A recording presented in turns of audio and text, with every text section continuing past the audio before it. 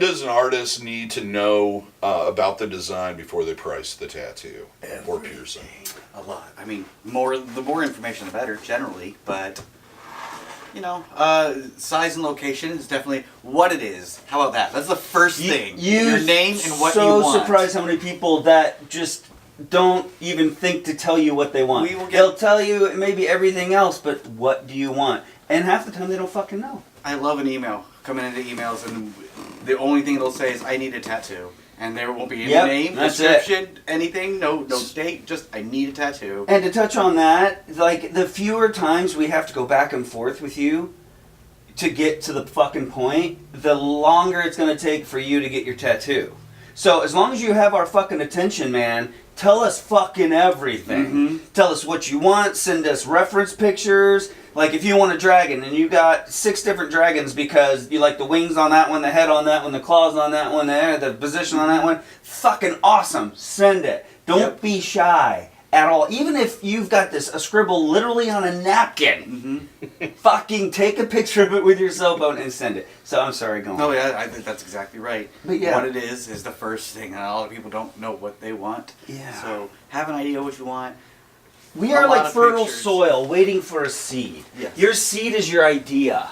So bring an idea to our fertile soil and then plant it, and don't infer any sexual things, because it's not that kind of show. Plant your sexual seed deep in our fertile valley, and we will blossom a wonderful piece of art for you. But we need the seed. We are only half without we're just the vessel. The seed. And the more rich that seed with information, guess what? Because the information is like the pollinizing. Yep. And the better that fruit's going to taste. Is it? Where you want it on your body, how big. Those are also really useful things. Maybe even an idea, sometimes, because, sometimes people kind of have a budget they want to work in. Yep. And sometimes people have a very big mind and a smaller budget. Yep. And if a budget is kind of a factor in it, let us know that to begin with before we spend, an hour reading about this Zoltan sleeve and the hierarchy of this thing, and the book series you read was so great and it changed your life, and you only got about $60 to spend. So, which I get it, man. I get it. But, just use your time wisely, and while you got our attention, give us everything you can. If you only got $60, I'll find a way to make that work with you. It's going to take longer, but we'll work together. Yeah. As long as you're up front with me and say, this is what it is. Totally. Because you know what? Even sometimes, and I probably shouldn't say this, and maybe hopefully we'll get edited out. But sometimes, the idea is really, really dope. Mm-hmm. And it's just right. It just fits that cog that you've been wanting to put in there, and you're willing to give a little bit more for what they're willing to give. And so, be honest with what you want and all that. And if it's cool enough and you're easy enough to work with, and, and we get along good, and we can come up with something that's super dope that's going to make you super happy and me super happy, then, let me know. But really, don't be shy. Just a lot of emails start like, hey, I want to get a tattoo, or this is a popular one. They'll send a picture that they found on Pinterest or something. How much is this? Exactly. How much is this? Well, what do you want? And how big do you want it? Where do you want it? Do you want it colored? Do you want it redrawn? Are we covering something with it? Yep. That's very important. Placement and all that really make a difference in how much time it's going to take. Mm-hmm. Yeah. And that's exactly what we need to know before we can schedule you. So it's not just all we need to know is somebody wants a tattoo, because some tattoos take 25 minutes, some tattoos take 25 hours. So we need to know how much of the day that we're going to need to accommodate you. And see, I think that's partly what people don't understand. It's like every tattoo artist nowadays has an hourly rate. Mm-hmm. Yep. And I think part of them, they get this idea of, we've all had that taxi ride in a foreign city.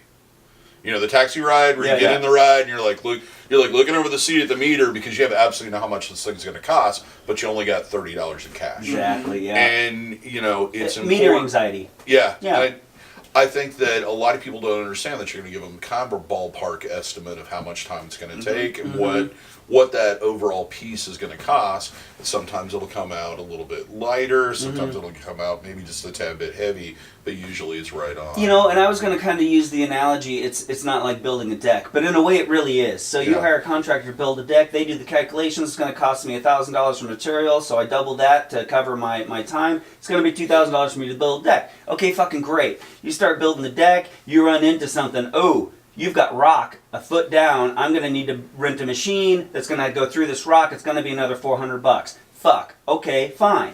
So there you go. You know, things change. So you can only give so much of an idea. And a lot of times the customer will kind of shift gears. And in their mind, it's not a big deal.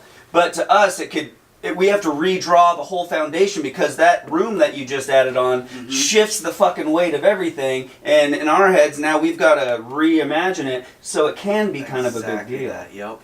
Yeah, I was just saying in my experience, and I've seen it with tons of clients here, the ones who tend to be the happiest with the pieces are not the ones who don't have meter anxiety, as we were saying there, because they, even if it takes longer to get their appointments together in a timely fashion, and there's bigger spans of time between them, they save up a little bit more money than they think is that appointment's worth, because it takes that anxiety away throughout the entire tattoo. They know, all right, I've set up enough time for $350, or his hourly rate is this, and it equals $350. I've saved up an extra $50, $400. So just in case we run over for time for a little bit, I've got that extra bit or whatever.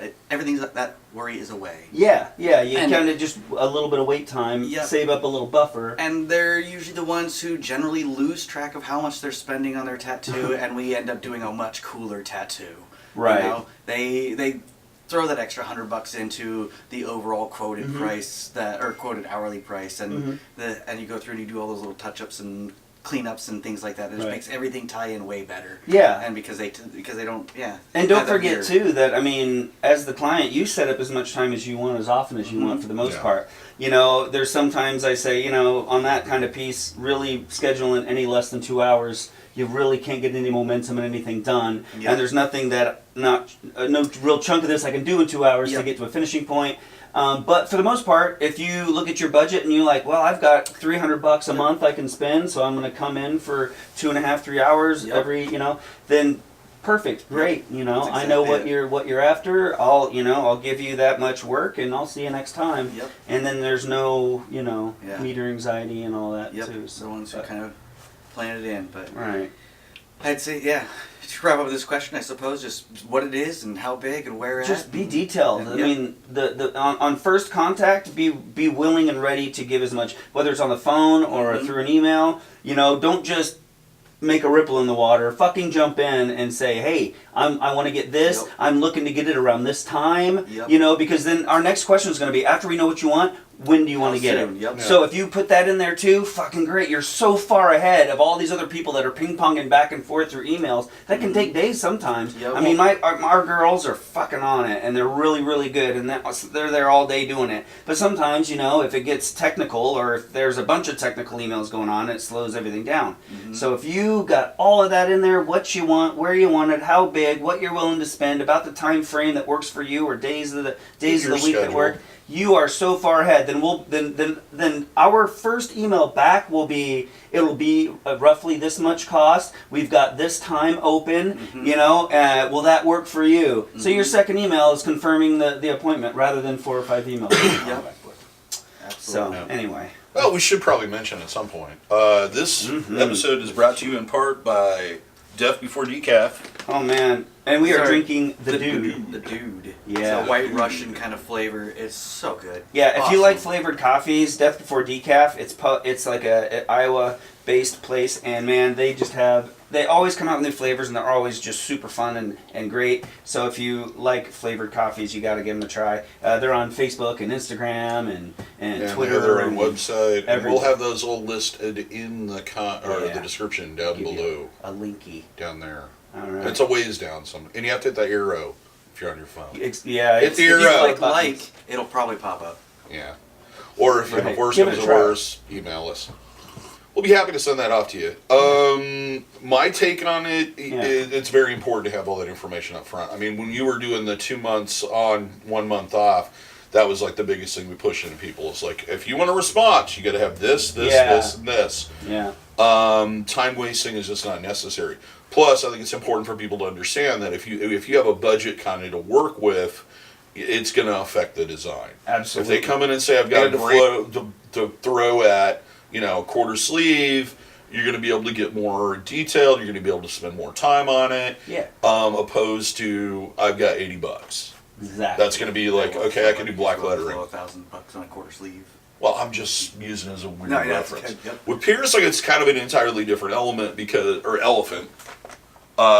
you have like a product, jewelry, that price stays consistent, and then you have the difficulty of the piercing itself, and the person's anatomy, and usually it's just a flat rate.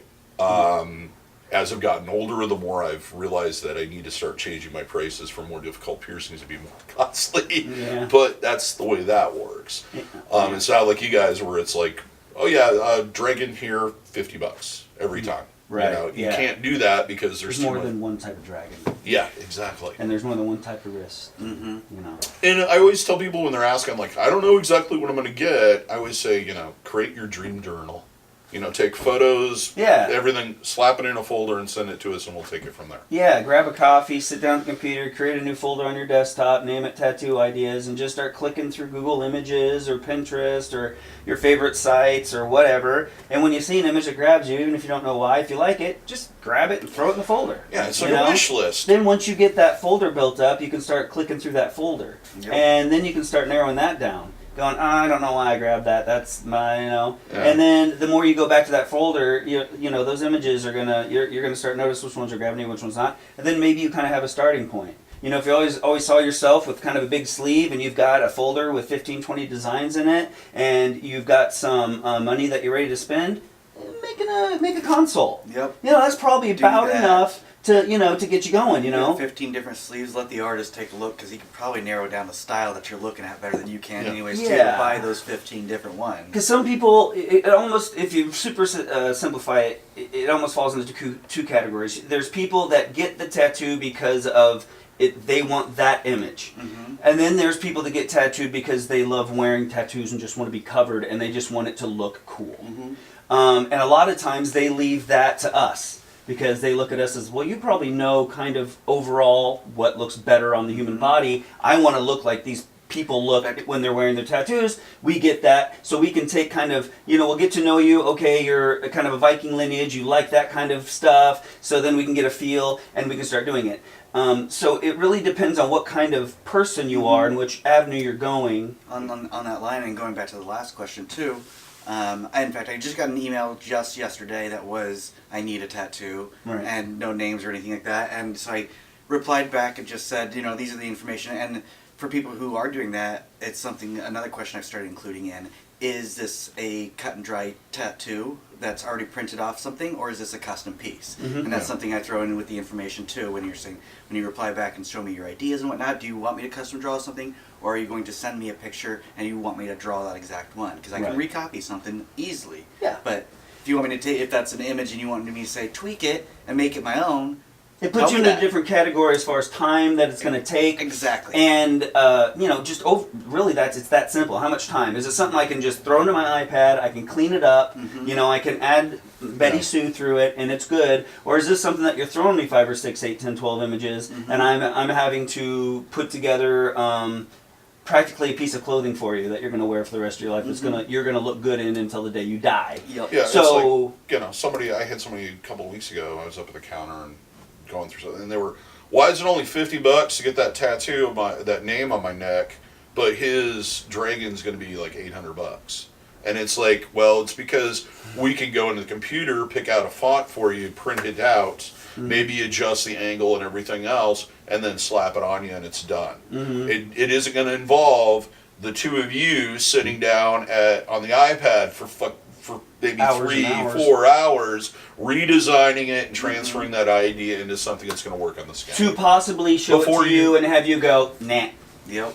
And have to do it again. So, and we're willing to do that. Yeah. And that happens less the more details we have and the more you realize what camp you're in. Yeah. Are you in the camp that, okay, you're coming to us as a professional tattooer to look at your idea and come together as a team to figure out the best way to make that happen? Or are you coming in here hiring a worker that you're going to whip around and say, this is exactly what I want, this is how I fucking want it done? And customer copy. Well, we can work, customer copy, and we can work with both, but you have to realize what you are, so we can realize what we're working with, so we can give you the best product. Absolutely. Which works really into your contractor analogy, because are you the contractor? Are you doing the contracting yourself? Right. Or are you, and hiring a laborer? Or are you hiring a contractor to complete the whole job? Right. Exactly. Yeah. Yep. That's a good analogy too. And some people are more comfortable stepping away from the helm a little bit and hiring a driver so they can just sit back and enjoy the ride.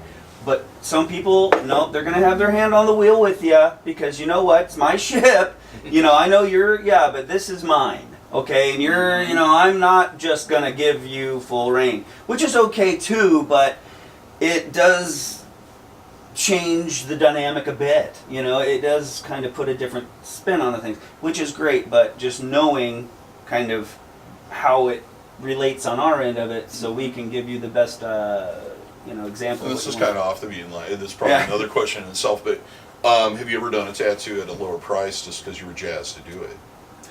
Yeah. I think every artist on the planet has done that. Pretty much and it's to our detriment, because people start to, expect it almost like, hey, you got something you've just been dying to do? It's part of for free, Part of growing up. The first half of your career, not first half, because some people tattoo for 50 years, but the first couple of years of your career, your apprenticeship and everything is building your portfolio. You're a whore. You're exactly a whore. that. You're a fucking ink whore. And it sucks because once you laying get there with your legs open, man. 5, 10, 15, 20 years into tattooing, you're still tattooing on people. You are still tattooing on people you've tattooed on for 20 years. Yeah. I've seen them walk through the door. They say, I used to get tattooed by you back when you were in the old shop. And they've been coming around, and you're like, oh, you still hook it up? Because we're old pals? Right. No, man. no. I have to pay bills now, and I'm really don't want to be arrogant, but I'm good enough to pay for. Please just don't waste my time. As I put it to clients, it's like, are you making the same amount of money that you were making 20 years ago? Yeah. Well, no, you aren't. Right. Absolutely, yeah. Sometimes there's the occasional piece that is super awesome, or client that's super awesome that I'll knock off a couple of bucks just because I enjoy that piece and I enjoy looking for them, and I know maybe they can't get their. So there was a hiccup. I don't know. It doesn't happen very often. Edit. Yeah, it doesn't happen very often, but occasionally happens. Tattoo up just it does happen, but you know what? The busier you get, and maybe sometimes because you do that, you have less time to do that. Yeah. So as you get further, it kind of eats its own tail, But yeah, it's to our own detriment. I mean, because we're only devaluing our own product when we just throw it out there. But at the same time, we do this because we fucking love it. Yeah. And part of me wishes I didn't have to take money for it, but I fucking do, because this is the world. Yep. And there's times when you do it because you love it, and you get an opportunity to do it, because it's not like we can just sit at home and tattoo by ourselves. Yeah. We have to have a willing participant. So if we got a willing participant and they're willing to do something we've been wanting to do forever and ever and ever, or we've just got this, man, we just know we've got this thing and we just need a piece of skin to do it on, and you're willing, fuck yeah, it'll happen. But never forget, there's a long line of people willing to get that tattoo. So plus, on top of that, you're not an individual when you go, hey, I'm willing to let you just give me a tattoo. There's a lot of those. So anyway, and it's on a top of that, rare thing for any reason. On top of that, if somebody is giving you a break, you should tip them. Oh, absolutely. Yeah, absolutely. And that's just the way life is.